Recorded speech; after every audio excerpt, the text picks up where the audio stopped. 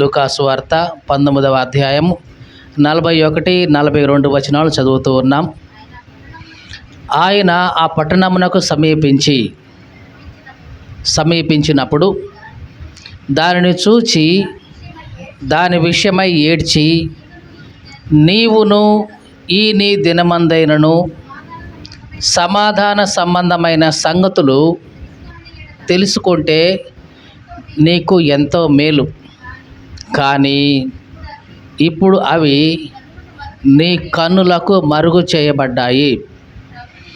ప్రభువు నిన్ను దర్శించిన కాలాన్ని నీవు ఎరగలేదు కాబట్టి నీ శత్రువులు నీ చుట్టూ గట్టు కడతారు, ముట్టడి వేస్తారు, అన్ని ప్రక్కలా కూడా నిన్ను అరికడతారు. నీలో ఉన్న నీ పిల్లలతో కూడా నిన్ను నేల కలిపి నీలో రాతి మీద రాయి నిలిచి ఉండని దినములు వస్తున్నాయి అని చెప్పాడు. జాగ్రత్తగా విందాం. యేసుక్రీస్తు ఈ దినము ప్రపంచమంతా కూడా పామ్ సండే జరుపుకుంటున్న రోజు. పామ్ సండే అంటే ఏదో పాము అనుకున్నారు. మట్టల ఆదివారం. పామ్స్ అంటే మట్టల ఆదివారం. అంటే యేసుక్రీస్తు యెరూషలేముకు విజయోత్సవంతో ఒక రాజులాగా గాడిద పిల్లను ఎక్కి వస్తూ ఉన్న ఆ జయోత్సాహం ఈరోజు కనపడుతూ ఉంది. యేసుక్రీస్తు ఒక రాజుగా యెరూషలేముకు వస్తున్నాడు. ప్రజలందరూ కూడా జేజేలు కొడుతున్నారు. కొంతమంది దావీదు కుమారునికి జయము, హోసన్నా అని కేకలు వేస్తున్నారు. చిన్నవాళ్ళు మొదలుకొని పెద్దవాళ్ళ వరకు ప్రతి ఒక్కళ్ళు కూడా ఆనందంగా ఉన్నారు, సంతోషంగా ఉన్నారు. ఆ పట్టణం అంతా కూడా కోలాహలంతో నిండిపోయింది. అంతా హడావిడిగా ఉంది. అట్లాంటి సమయంలో యేసుక్రీస్తు గాడిదను వాహనంగా చేసుకొని యెరూషలేములకు ప్రవేశిస్తూ ఉన్నాడు. ఎంత స్వాగతం పలికారంటే ప్రజలు ఆ గాడిదకు దారి పొడుగునా మట్టలు పరిచేశారు, ఖర్జూరపు మట్టలు పరిచేశారు. ఇంకా కొంతమంది అయితే వాళ్ళకున్నటువంటి వస్త్రాలు ఏవైతే ఉన్నాయో వాటిని పరిచేశారు ఆ నేల మీద. అంటే యేసు ప్రభువుకి ఆ విధంగా ఘన స్వాగతం పలికారు. ఒకవేళ యేసు ప్రభు స్థానంలో ఎవరైనా ఒక మనిషి ఉంటే గనక చాలా సంతోషించేవాడు, అవునా కాదా? మరి అంతమంది జేజేలు కొడుతూ ఘనంగా ఆహ్వానిస్తూ స్వాగతం పలుకుతుంటే ఎవరికి సంతోషం ఉండదండి? చాలా సంతోషించేవాడు. యేసు ప్రభువుకు మనుషుని యొక్క హృదయం తెలిసినవాడు. యేసు ప్రభువు యెరూషలేము యొక్క పట్టణానికి సమీపించి ఆ పట్టణం వైపు అట్లాగే చూశాడు. చూసి దాని విషయమై ఏడుస్తూ ఉన్నాడు. జాగ్రత్తగా గమనించండి అక్కడ జరిగిన సందర్భం. యేసు ప్రభు గాడిద మీద వచ్చాడు విజయోత్సాహంతో రాజులాగా.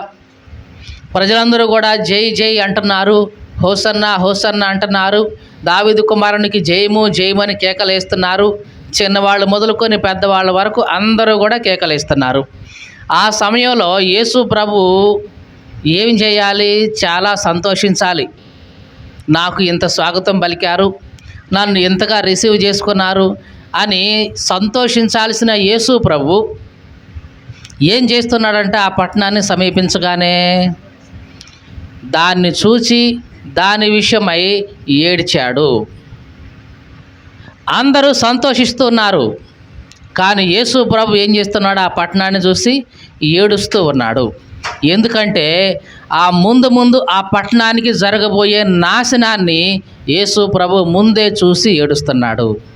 ఈ మాటలు వింటున్న ప్రియ సహోదరి సహోదరుడా, ఈ లోకంలో మనుషులందరూ కూడా వాళ్ళ అలవాట్లను బట్టి, వాళ్ళ పద్ధతులను బట్టి, వాళ్ళ ఆచారాలను బట్టి సంతోషిస్తూ గెంతులేస్తూ ఉన్నారు. కానీ దేవుడు వాళ్ళ యొక్క భవిష్యత్తును చూస్తున్నాడు. వాళ్ళ ఫ్యూచర్ని దేవుడు ముందుగానే చూస్తున్నాడు. చూసి ఏడుస్తూ ఉన్నాడు. ఈ మాటలు వింటున్న ప్రియ సహోదరి సహోదరుడా, దేవుడు నీ ప్రస్తుతాన్ని చూడడు, నీ భవిష్యత్తును ఆయన ముందుగానే చూస్తున్నాడు. నీ భవిష్యత్తును ఆయన చూసినప్పుడు, నీ హృదయాన్ని ఆయన చూసినప్పుడు నీవు మారు మనసు పొంది పరలోకాన్ని చేరుతున్నావు అని నీ భవిష్యత్తును ఆయన చూడగలిగితే నిజంగా ఆయన సంతోషించి ఉండేవాడే. కానీ ఆ పట్టణం మారు మనసు పొందట్లేదు సరిగదా, నాశనం అవబోతా ఉంది భవిష్యత్తులో. అందుకనే యేసుక్రీస్తు ఆ పట్టణాన్ని చూసి ఏడుస్తున్నాడు. ఒకవేళ నిన్ను చూసి నన్ను చూసి కూడా యేసు ప్రభు ఎలాగ ఏడుస్తున్నాడేమో ఒక్కసారి మనలను మనం పరీక్షించుకోవాలి.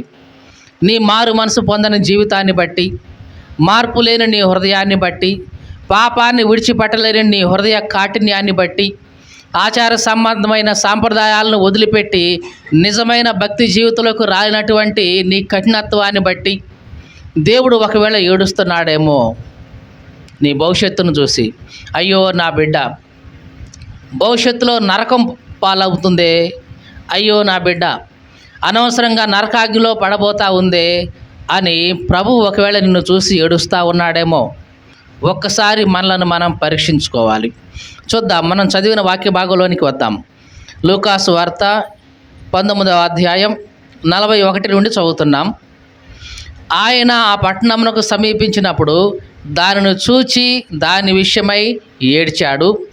ఏడ్చి ఏమంటున్నాడు, నీవు ఈ నీ దినమందైనను సమాధాన సంబంధమైన సంగతులను తెలుసుకుని ఎడల నీకెంతో మేలు.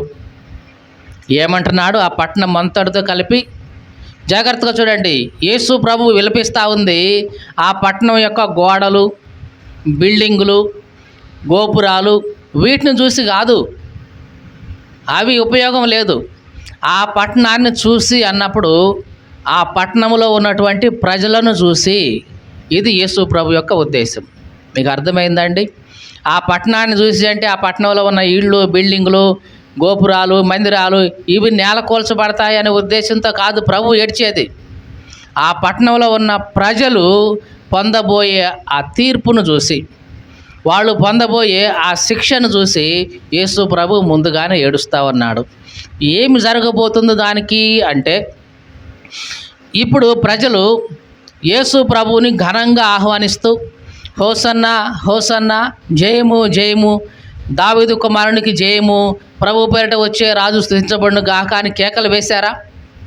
ఇవే గొంతులు, ఇవే నోళ్ళు కొద్ది కాలం తర్వాత, కొన్ని రోజుల తర్వాత పిలాతు ముందు తాను నిల్చున్నప్పుడు అవే నోర్లు, అవే గొంతులు, అవే స్వరాలు సిలువ వేయండి, సిలువ వేయండి అని కేకలేస్తాయన్న సంగతి యేసు ప్రభువుకు ముందే తెలుసు. మీకు తెలుసా అండి? ఆనాడు దావీదుకు జయము జయము జయమని పిలిచిన ఆ నోరులే, ఆ గొంతులే, ఆ మనుషులే సిలువ వేయి, సిలువ వేయి, మాకు బరబ్బానే కావాలి, యేసు ప్రభు వద్దు అని తృణీకరిస్తారన్న సంగతి యేసు ప్రభుకు ముందుగానే తెలుసు. అందుకనే యేసు ప్రభు మనుషులు ఇచ్చే గౌరవాన్ని బట్టి, మనుషులు ఇచ్చే ఘనతను బట్టి, మనుషులు చూపించే మర్యాదను బట్టి ఆయన పొంగిపోయేవాడు కాదు. ఎందుకంటే మనుషుని ఏనాడు కూడా స్థిరం కాడు. ఈ మాటలు వింటున్న ప్రియ సహోదరి సహోదరుడా, ఎప్పుడైనా గ్రహించావా నువ్వు ఈ విషయాన్ని? చాలాసార్లు మనం ఏం చేస్తామంటే, మనుషులు మనల్ని ఒక మంచి మాట పొగడగానే, చూసివా నా గురించి ఆయన అంత మంచిగా చెప్పుంటే తెలుసా అని మనలను మనం గొప్ప చెప్పుకుంటాం. కానీ అది ఎంతవరకు స్థిరం? నువ్వు వాళ్ళతో మంచిగా ఉన్నంతకాలం నువ్వు మంచివాడివి, అసలు నీకు తిరుగులేదు, నువ్వు ఎంత గొప్పదానివి అని పొగుడుతారు. కానీ ఎప్పుడైనా నీ జీవితంలో వాళ్ళకి నచ్చని విషయం కానీ, వాళ్ళు సహాయం అడిగితే కుదరదండి నేను చేయలేను అని కానీ ఎప్పుడైనా అట్లాంటిది సంభవిస్తే ఇక వెంటనే రివర్స్ అయిపోతారు. మరి అప్పుడు దాకా నువ్వు మంచివాడివి, గొప్పవాడివి అని పొగిడిన ఆ నోరులే. మీకు అర్థమైందండి? అంతకుముందు నువ్వు మంచివాడివి, నువ్వు చాలా గొప్పవాడివి, నీ అంత తోడు లేడు అని అన్న ఆ నోరులే మళ్ళీ ఇప్పుడు ఏమంటాయో తెలుసా? నువ్వు ఎంత పనికి మాలినోడివి, నువ్వు ఇంత యదవ్వి, అనవసరంగా నేను నమ్మాను, నేను అనవసరంగా నేను మంచివాడు అనుకున్నాను నేను అని మళ్ళీ రివర్స్ అవుతుంది. కాబట్టి మనుషులు ఇచ్చే గొప్పతనం కానీ, మనుషులు ఇచ్చే ఘనత కానీ, మనుషులు ఇచ్చే గౌరవం కానీ దాన్ని బట్టి ఎప్పుడూ కూడా నువ్వు పొంగిపోవద్దు. ఈనాడు నిన్ను మంచివాడు అని పొగిన వాళ్ళే రేపు మరలా ఏదైనా సందర్భం వస్తే ఆ నోరులే, ఆ పెదవులే, ఆ గొంతులే, ఆ మనుషులే నీకు వ్యతిరేకంగా సాక్ష్యం చెప్తారు, తిరగబడతారు. జాగ్రత్త. ఇది యేసు ప్రభువుకి బాగా తెలుసు. యేసు ప్రభు గురించి ఏమి రాయబడి ఉందంటే, ఆయన మనుషుని యొక్క ఆంతర్యమును ఎరిగినవాడు. ఏమిటంట? యేసు ప్రభు ఎట్లాంటి వాడు? మనుషుని యొక్క హృదయాన్ని ఎరిగినవాడు, హృదయ రహస్యాలను ఎరిగినవాడు, మనుషుని యొక్క ఆంతర్యాన్ని ఎరిగినవాడు. అంటే నీ హృదయం లోపల ఏముందో ఎరిగినవాడు, నీవు నెల రోజుల తర్వాత ఎట్లా ఉంటావో ఎరిగినవాడు, సంవత్సరం తర్వాత నువ్వు ఎట్లా ఉంటావో ఎరిగినవాడు, 10 సంవత్సరాల తర్వాత నువ్వు ఎట్లా ఉంటావో ఎరిగినవాడు, లేదు నువ్వు ముసలివాడివై కొద్ది క్షణాల్లో చనిపోతా ఉన్నావు అన్న సమయంలో కూడా నీ హృదయం ఎట్లాంటిదో కూడా ముందే ఎరిగిన దేవుడు. ఈ మాటలు వింటున్న ప్రియ సహోదరి సహోదరుడా, ఈ లోకంలో ఉన్న మనుషులందరినీ మోసం చేయొచ్చేమో కానీ దేవుణ్ణి ఎన్నడూ మోసం చేయలేవు. మీకు అర్థమైందండి ఈ మాట? ఈ లోకంలో ఉన్న మనిషిని మోసం చేయొచ్చు, ఎందుకంటే నీ కంటికి కనబడతా ఉన్న మనిషే కదా. కానీ దేవుని నువ్వు ఎన్నడూ కూడా మోసం చేయలేవు. నువ్వు ఏది విత్తుతావో అదే కోస్తావు, అందుట్లో ఎటువంటి సందేహం లేదు. మంచితనాన్ని విత్తావా, మంచితనాన్నే 10 రెట్లు కోస్తావు. నీతిని విత్తావా, నీతినే కోస్తావు. భయము భక్తి కలిగిన ప్రార్థనా జీవితాన్ని విత్తావా, దాని ఫలితాన్ని నువ్వు కోస్తావు. ఏమైతే విత్తనం వేస్తావో అదే పంట కోస్తావు, అందుట్లో ఎటువంటి సందేహం లేదు. ఈ మాట లోకంలో చెప్పడం కాదు, బైబిల్ కూడా ఇదే చెప్తుంది. దేవుని వాక్యం ఏమి సెలవిస్తుందంటే, మనుషుడు ఏమి విత్తునో అదే కోయును. అవునా కాదా? కాబట్టి ఈ లోక సంబంధంగా మనం చూస్తే మనం ఏదైతే విత్తుతున్నామో అదే కోస్తున్నాం. అలాగే మన ప్రవర్తనను బట్టే మన కోత కూడా ఉంటుంది. మన చేసే పనులను బట్టే మనకు వచ్చే ప్రతిఫలం కూడా ఉంటుంది. దేవునికి స్తోత్రం కలుగును గాక. హల్లెలూయా. యేసుక్రీస్తు మనుషుని యొక్క ఆంతర్యాన్ని ఎరిగినవాడు.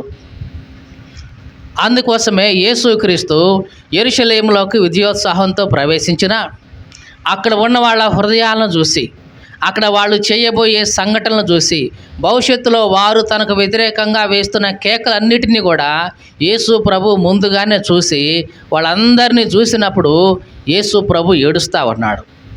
మరి వాళ్ళందరూ ఎట్లా ఉన్నారు? జై జై అంటున్నారు వాళ్ళు. కానీ వాళ్ళ హృదయాల్లో ఉన్న ఆలోచనను బట్టి, వాళ్ళ హృదయాల్లో భవిష్యత్తులో వారు చేయబోయే పనిని చూసి యేసుక్రీస్తు ముందుగానే ఏడుస్తూ ఉన్నాడు. ఈ మాటలు వింటున్న ప్రియ సహోదరి సహోదరుడా, నీవు పలుకుతున్న ఈ మాటలు కాదు దేవుడు చూసేది, నీ హృదయాన్ని చూస్తాడు ఆయన. నువ్వు నోటితో మంచి మాటలే పలకొచ్చు, యేసు ప్రభు ముందుకు వచ్చి జై జై అనొచ్చు, కానీ నీ హృదయాన్ని ఆయన చూస్తాడు. నీ భవిష్యత్తును ఆయన చూస్తున్నాడు, నీ రహస్య జీవితాన్ని ఆయన చూస్తున్నాడు. ఆ రహస్య జీవితం చూసినప్పుడు, ఆ హృదయాన్ని చూసినప్పుడు అది సరైనదిగా లేకపోతే దేవుడు నీ విషయంలో ఏడుస్తున్నాడన్న సంగతి ఎప్పుడైనా గ్రహించావా? ఏడుస్తున్నాడు ఆయన. ఏడ్చి ఏమంటున్నాడు? నీవును ఈ నీ దినమందైనా సరే సమాధాన సంబంధమైన సంగతులను తెలుసుకుంటే నీకు మేలు.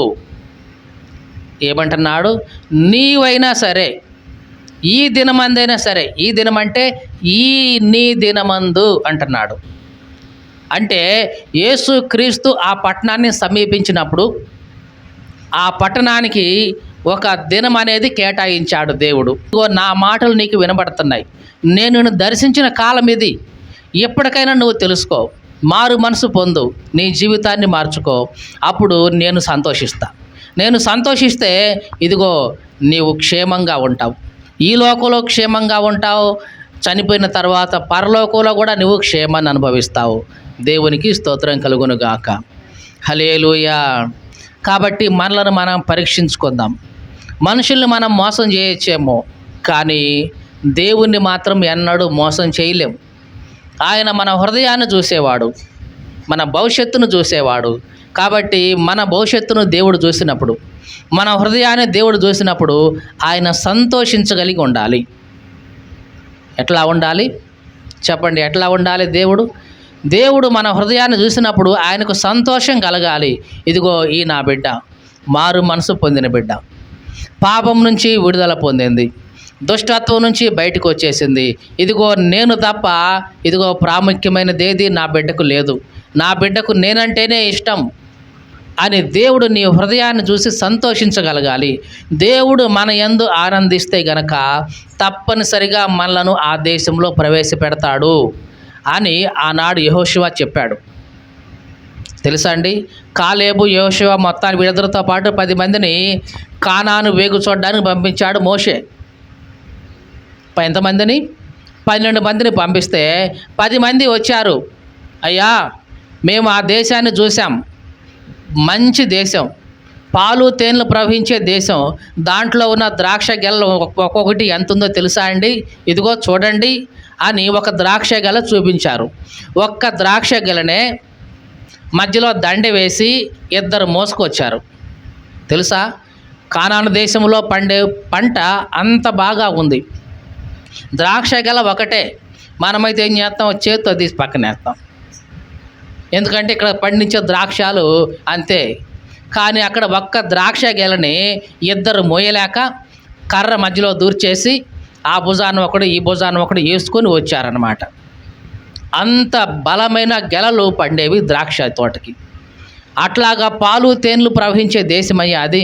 కానీ మోషే గారు, అక్కడ మనుషులు ఉన్నారే, ఎంత ఎత్తున్నారండి, అంత లావు ఉన్నారండి, మనం వాళ్ళని గెలవలేమండి, దాన్ని స్వాధీనం చేసుకోలేమండి, మన వల్ల కాదండి అని 10 మంది అట్లా చెప్పారు. మిగతా 2 ఉన్నారు, యెహోషువ, కాలేబు.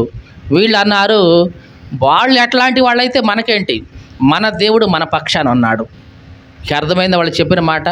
మనుషులు ఎంత గొప్పోళ్ళైతే మనకేంటి, దేవుడు మన పక్షాన ఉన్నాడు, మనం తప్పకుండా జయిస్తాం, మనం విశ్వాసంతో ముందుకు అడుగేద్దాం, దేవుడు మన పక్షాన ఉంటాడు. దేవుడు గనక మన యందు ఆనందిస్తే, సంతోషిస్తే మనల్ని తప్పకుండా ఆ దేశంలో ప్రవేశపెడతాడు. పాలు తేనెలు ప్రవహించే కానాను దేశంలో దేవుడు మనల్ని ప్రవేశపెడతాడు. కాబట్టి నిరుత్సాహపడొద్దు, అవిశ్వాసంతో ఉండొద్దు అని కాలేబు యెహోషువ 2 కూడా ధైర్యం ఇచ్చారు. దేవుడు గనక మన యందు సంతోషిస్తే తప్పకుండా మనలను ఆ దేశంలో ప్రవేశపెడతాడు అని. ఈ మాటలు వింటున్న ప్రియ సహోదరి సహోదరుడా, ఇది ముమ్మాటికి నిజం. దేవుడు గనక నీ యందు సంతోషిస్తే, నీ ప్రవర్తనలో, నీ జీవితంలో, నీ కుటుంబంలో కనుక దేవుడు సంతోషించగలిగితే తప్పనిసరిగా నిన్ను కానాను దేశంలో ప్రవేశపెడతాడు. కానాను దేశం అంటే ఇక్కడ పరమ కానాను, పరమ యెరూషలేము, పరలోక పట్టణం. అక్కడ నువ్వు దేవునితో కూడా కలిసి ఉంటావు.